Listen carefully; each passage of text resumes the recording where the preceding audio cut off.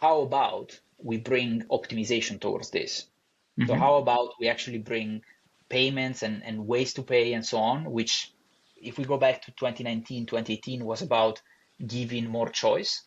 But as we know, more choice creates more unsatisfaction in the final Yeah. user, so lack of adoption, and basically you now need something that optimizes them. So again, another thing where the primer of source or orchestration layers brought optimization at business level, and they brought an additional layer, which is great. Now we need to basically bring this to the wider public. So these are other things where I see Mm. kind of like a lot of value, and then leaving aside the consumer, which is not my core focus, but I'm still kind of like waiting to see the big kind of like personal finance management app that will go and sort of So, like manage that. But those will be models that will be driven initially by businesses mm, that will then trickle down towards consumer.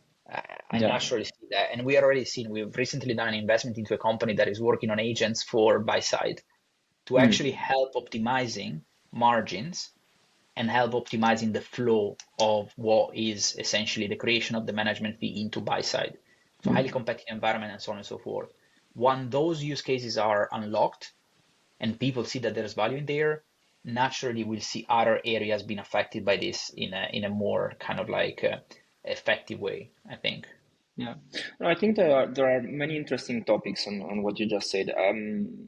Most of all, I believe that 2025 will be the year of stablecoins. I see many different use cases. I see the kind of optimization they can make and everything else. On top of that, I think that one of the clear loser of the last couple of years was, for example, banking as a service. We saw many different companies recently struggling a lot. And I think that we are in one of those specific moments in time when a business model is seeing that it is dying and it needs to evolve and change into something else in order to survive.